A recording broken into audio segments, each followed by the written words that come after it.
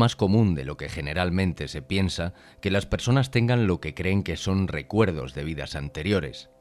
En los mejores casos de esta naturaleza se pueden confirmar los recuerdos e identificar las encarnaciones anteriores. Este artículo presenta una serie de casos de recuerdos de vidas pasadas de niños de América y los compara con casos de Europa y otras partes del mundo. Los casos estadounidenses son similares a los casos europeos por tener intervalos relativamente largos entre vidas. Esto puede ayudar a explicar por qué hay relativamente pocos casos occidentales y por qué la mayoría de los que se conocen están menos desarrollados que los informados en los países de Asia y el Medio Oriente, más allá de la propia aceptación del término reencarnación. Este artículo describe a niños estadounidenses cuyos recuerdos de vidas pasadas anteriores han sido documentados en forma impresa. 3 de estos casos fueron informados antes de 1960, el resto por Stevenson y otros investigadores después de esa fecha. La atención se centra en los recuerdos espontáneos de los niños. Los casos de reencarnación comparten muchas características y patrones comunes. Las características comunes incluyen sueños que anuncian el renacimiento, marcas de nacimiento y otros rasgos físicos congénitos, rasgos de comportamiento y el propio recuerdo de una existencia previa. También se presentan en algunos casos los recuerdos del periodo intermedio entre vidas. Igualmente, algunos de los niños recuerdan haber vivido como un individuo del sexo opuesto. Además, la mayoría de las vidas recordadas terminaron poco antes de que comenzara la vida actual. Stevenson informó una mediana de solo 15 meses en una serie de 616 casos de niños, predominantemente de países de Asia y de Medio Oriente. Sin embargo, existen diferencias culturales en algunas variables, particularmente en la duración del entreacto y la frecuencia relativa de diferentes tipos de relación entre el sujeto del caso y la persona cuya vida se recuerda. Los contrastes más fuertes se dan entre los casos europeos y los casos asiáticos. La mayoría de los casos europeos son fenomenológica y evidencialmente más débiles que los casos asiáticos, y la fase entre vidas tiende a ser más larga. El investigador de la reencarnación, James Matlock, observa a nivel especulativo que los intervalos más largos en los casos occidentales permitirían que los espíritus de los difuntos se encontraran con sus seres queridos en el momento de su muerte, una expectativa occidental que no comparte el resto del mundo. Los intermedios más largos significan mayores diferencias entre la vida presente y la anterior, presentando menos pistas para su recuerdo y su verificación. El caso de Bobby Hodge es inusual, ya que Bobby no tenía recuerdos de vidas pasadas, aparte de ser un feto abortado. Pero sus recuerdos sobre ello, así como de los eventos del periodo intermedio, fueron interesantes. El periodo y el nacimiento fueron confirmados. El caso fue investigado de forma independiente por Jim Tucker y Carol Bauman. La primera palabra de Bobby fue primo y hablaba con frecuencia de querer vivir con sus primos de nuevo. El significado de esto comenzó a surgir cuando tenía 4 años. Una noche, después de su baño, le preguntó a su madre si recordaba cuando él y su hermano menor, Donald, habían estado juntos en su barriga. Ella respondió que no habían estado juntos nunca, pero él insistió en que sí, aunque no habían nacido. Poco a poco quedó claro que se refería a un aborto espontáneo que había sufrido su tía cuando estaba embarazada de mellizos, 7 años antes de su propio nacimiento. Bobby dijo que había tratado de volver con su tía, pero que encontró su útero ya ocupado. De hecho, se había quedado embarazada poco después del aborto espontáneo con uno de los primos de Bobby. Bobby acusó a Donald de causar el aborto espontáneo y exigió saber por qué, a lo que Donald se sacó el chupete de la boca y gritó: «Yo quería a papá». Bobby también describió correctamente la boda de sus padres, que había ocurrido mientras su madre estaba embarazada de él. Este otro caso fue investigado de forma independiente por Carol Bauman, Jim Tucker, junto con Ian Stevenson. El caso tiene múltiples características físicas y de comportamiento, así como recuerdos de vidas pasadas que identificaron a Chad como la reencarnación de su medio hermano James, quien había sucumbido a complicaciones del neuroblastoma 12 años antes de su nacimiento. James había gozado de buena salud hasta que a los 18 meses se apoderó de él el cáncer. Comenzó a tener problemas para caminar y se cayó, fracturándose la tibia y después cojeaba. El neuroblastoma fue confirmado por una autopsia tomada de una hinchazón en el cuero cabelludo por encima de la oreja derecha. Su ojo izquierdo sobresalía. Como tenía problemas para comer, los médicos le colocaron un tubo intravenoso en la garganta y le dejaron una cicatriz lineal en el lado derecho del cuello. En el momento de su muerte, 7 meses después, James estaba ciego del ojo izquierdo y sus rasgos faciales estaban distorsionados. Chad nació ciego del ojo izquierdo y su rostro era asimétrico.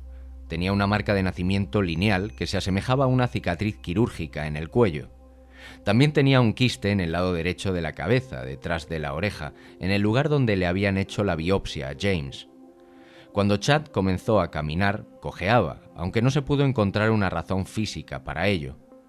Comenzando cuando tenía unos 4 años y medio, relató muchos recuerdos de James. Dio una descripción precisa del piso en el que había vivido como James y quería volver allí para jugar con los juguetes anteriores.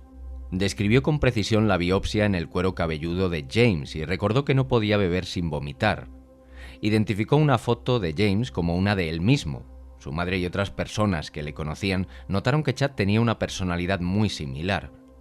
Su madre siguió el consejo de Bowman de reconocer su vínculo con James, después de lo cual Chad desarrolló algo de visión en su ojo izquierdo. A los 6 años comenzó a hablar menos sobre sus recuerdos y se conectó más con su vida presente.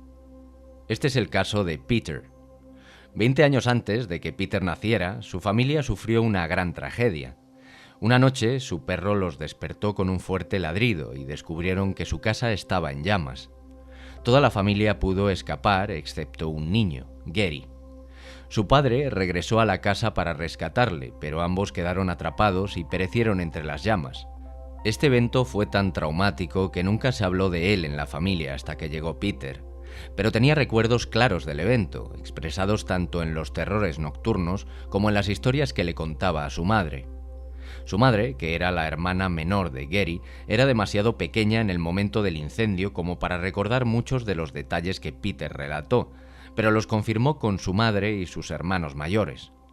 Peter formó un fuerte vínculo con su abuela y con el tiempo llegó a compartir más de sus recuerdos con ella que con su propia madre. Cuando se le mostró una foto de la familia, escogió correctamente a Gary. Tenía una fobia intensa al fuego y a cualquier cosa relacionada con ello, como cerillas y encendedores en general. Vamos ahora con el caso de Sam Taylor. Sam Taylor nació 1 año y medio después de la muerte de su abuelo paterno. Cuando tenía 18 meses, le dijo a su padre que cuando él tenía su edad y su padre era un bebé, le había cambiado los pañales. Posteriormente, Sam dijo muchas cosas que revelaron su identificación con su abuelo y un extraño conocimiento de su vida. Era excepcionalmente bueno respondiendo las preguntas de su madre sobre los recuerdos. Cuando ella le preguntó sobre lo que su abuela le daba para beber, él respondía correctamente que eran batidos, producidos en un procesador de alimentos en lugar de una licuadora, y le señaló la máquina de su madre. En respuesta a la pregunta de su madre sobre si tenía hermanos, él mismo dijo: «Sí, tuve una hermana. Se convirtió en pez». Esto es interesante, ya que la hermana del abuelo de Sam había sido asesinada 60 años antes y su cuerpo fue arrojado a una bahía cercana.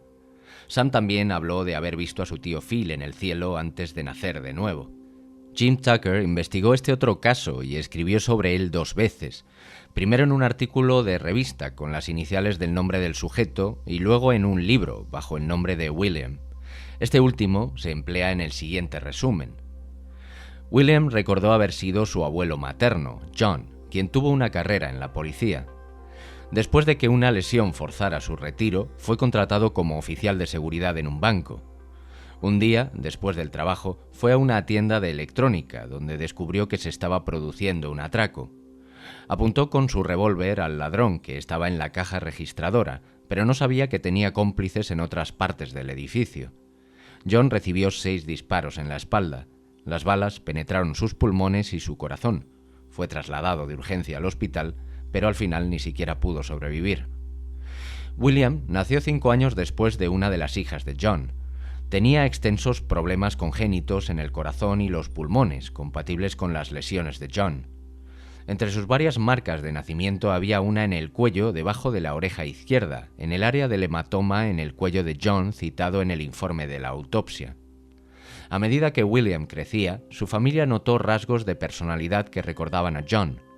William compartía la afición por la lectura y cuando visitaba la casa de su abuela pasaba horas mirando libros en el estudio que era de John. Asimismo, también tenía destreza a la hora de ensamblar elementos.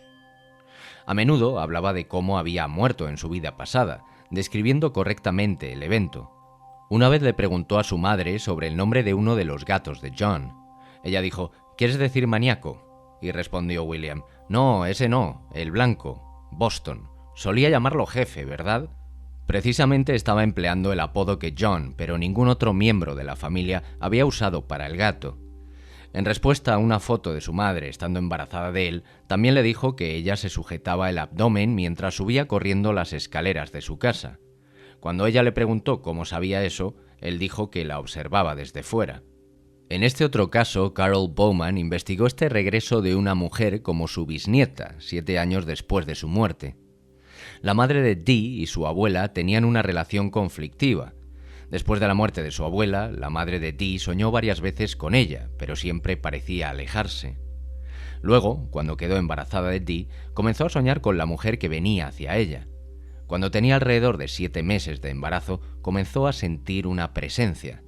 Cuando abrazó a Dee por primera vez, se sintió abrumada por una sensación de familiaridad.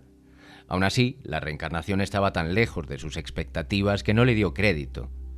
Sin embargo, cuando Dee cumplió los 2 años, comenzó a comportarse cada vez más como su bisabuela y a reconocer lugares y personas que su propia bisabuela había conocido.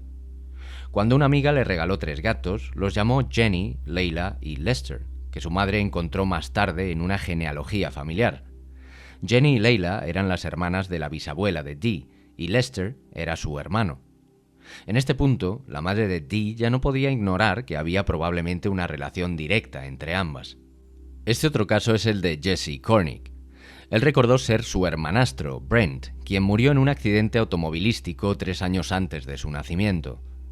La cabeza de Brent había golpeado la parte superior del volante y el impacto lo dejó inconsciente. De vez en cuando, después de su muerte, su madre había sentido su presencia alrededor. Cuando tenía 7 meses de embarazo, soñó con él. Estaban en un gran espacio abierto y Brent caminaba hacia ella junto con un niño pequeño. Cuando se acercaron a ella, Brent señaló al niño y dijo: «Mamá, esto es para ti». Entonces Brent se fue y ella despertó. Jessie nació por cesárea, con una gran marca de nacimiento color fresa que cubría la mayor parte de su frente. Se veía exactamente como Brent a la misma edad, aunque sus padres eran diferentes y no se parecían físicamente entre sí.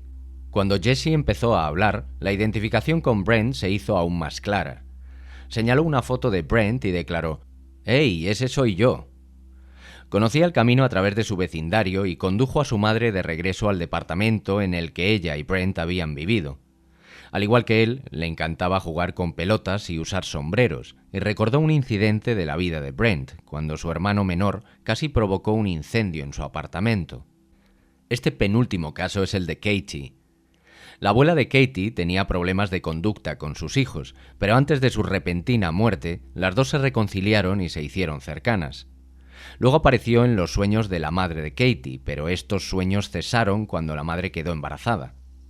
Desafortunadamente, el padre del bebé no era su esposo y ella decidió no tenerlo. Sin embargo, antes de que pudiera llevar a cabo este plan, ocurrió un incidente que la disuadió de hacerlo. Un hombre llamado Tom, un compañero de trabajo del padre del bebé, se había mantenido despierto toda la noche por el sonido de un llanto que no sabía de dónde provenía. Lo había perturbado porque pensó que significaba que un bebé en algún lugar estaba angustiado. La madre de Katie y su pareja se apresuraron a establecer la conexión.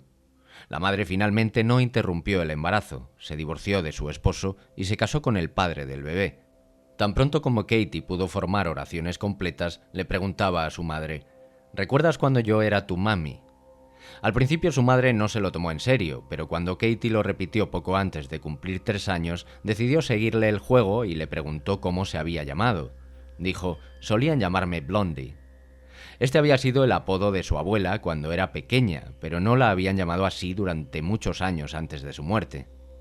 Katie le dijo a su madre varias cosas que sugerían que estaba al tanto de las dificultades que habían experimentado cuando se invirtió su relación madre-hija, pero lo que más asombró a su madre es que se refirió a Tom por su nombre y le dijo en voz baja: me salvó la vida una vez. Este último caso es el más antiguo de la lista. Se informó por primera vez a un periódico, el Milwaukee Sentinel, el 25 de septiembre de 1892, y Ralph Shirley lo resumió en su libro El problema del Renacimiento. El padre de Nellie escribió al periódico para hablar de su hija, quien insistió en que se la llamara María, el nombre de otra hija a quien había perdido en la primera infancia, 3 años antes del nacimiento de Nellie.